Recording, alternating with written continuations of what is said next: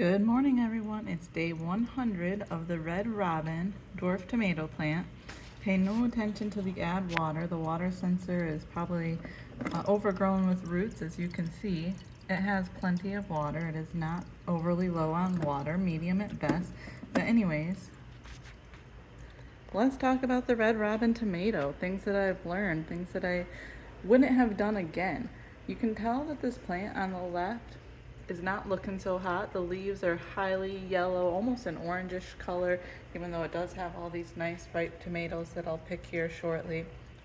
The plant on the right is actually starting to overtake the garden and the plant on the left, and it's on its second crop of tomatoes already. So here's some of the second crops of tomatoes, and it's still flowering, still gonna produce more for me. So I did like this variety. I'd probably grow it again. I like how compact that it's staying. But let me tell you about why the plant on the left isn't doing so well in comparison to the plant on the right.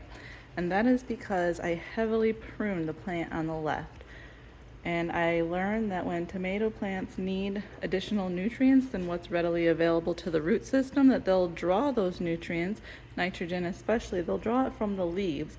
So this plant on the left didn't have very many leaves to draw from, considering how heavily I had pruned that plant, meaning that when it drew from what leaves were left, it probably drew a significant amount of resources from those leaves, whereas the plant on the right probably drew the same amount of resources from its leaves, but because there was so many leaves available, no one particular leaf had to give a significant amount, and the plant on the right looks significantly better because of that.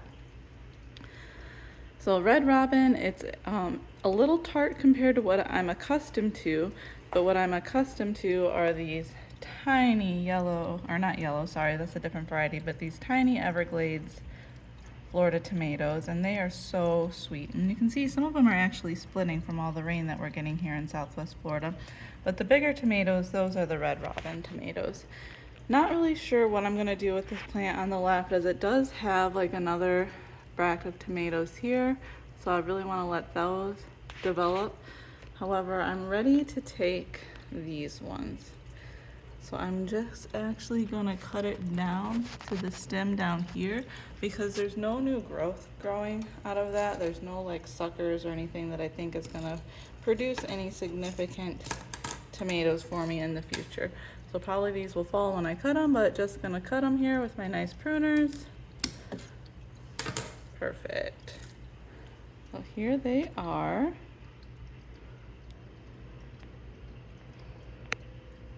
There's only two there. And then I'm also gonna get these guys here. I haven't quite figured out the best lighting for shooting these Aerogarden videos, as the Aerogarden itself puts out so much light. It's hard for the camera to decide like what exactly it's focusing on. Let's see.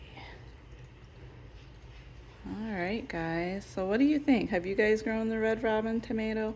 I would definitely grow it again.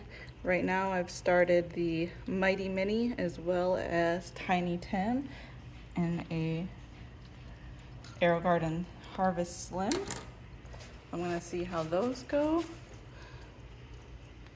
But definitely give the Red Robin a try. I really like its growth pattern, and I've had to tie it to the trellis here a couple of times, but so far it's very easy to control. Hope everyone's having a great day.